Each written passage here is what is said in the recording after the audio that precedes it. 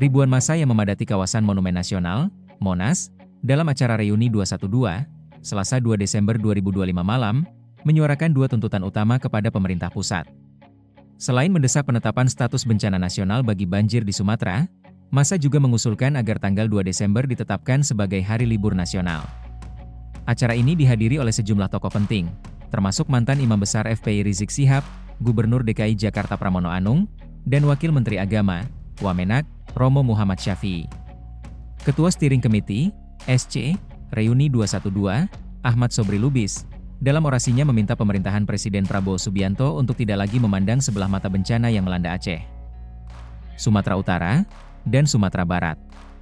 Berdasarkan data Badan Nasional Penanggulangan Bencana, BNPB, yang dikutip dalam acara tersebut, korban tewas di 3 provinsi tersebut telah mencapai 712 orang per Selasa sore, dengan 507 orang lainnya masih dinyatakan hilang. Kami mendukung supaya bencana di Aceh dan Sumatera ini statusnya sebagai bencana nasional, sehingga kita semuanya bisa bahu-membahu dalam meringankan dan memudahkan pembangunan kembali negeri yang telah terdampak, tegas Sobri Lubis. Sebagai bentuk kepedulian nyata, massa menggelar salat gaib untuk mendoakan para korban serta melakukan penggalangan dana yang juga ditujukan untuk korban konflik di Palestina dan Sudan.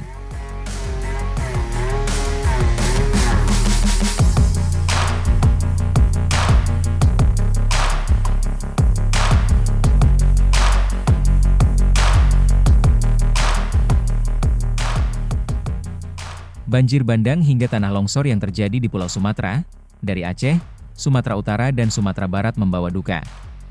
Hingga Senin 1 Desember 2025 pukul 17 WIB, Pusat Data, Informasi, dan Komunikasi Bencana, Pusdatin BNPB, mencatat sedikitnya 604 orang tewas. BNPB menyebut korban meninggal tersebar di 3 provinsi, yakni Sumatera Utara sebanyak 283 jiwa, Sumatera Barat sebanyak 165 jiwa, dan Aceh sebanyak 156 jiwa.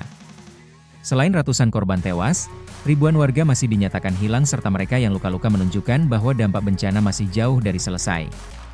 Peristiwa memilukan itu disoroti banyak pihak, tak terkecuali akademisi, Tifauzia Tiasuma atau akrab disapa Dr. Tifa.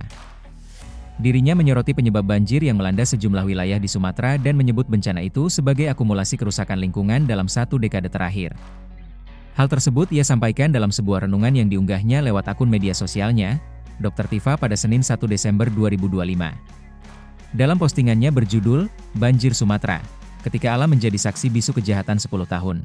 Itu, Dr. Tifa menilai bencana alam tidak dapat dilihat semata sebagai fenomena cuaca.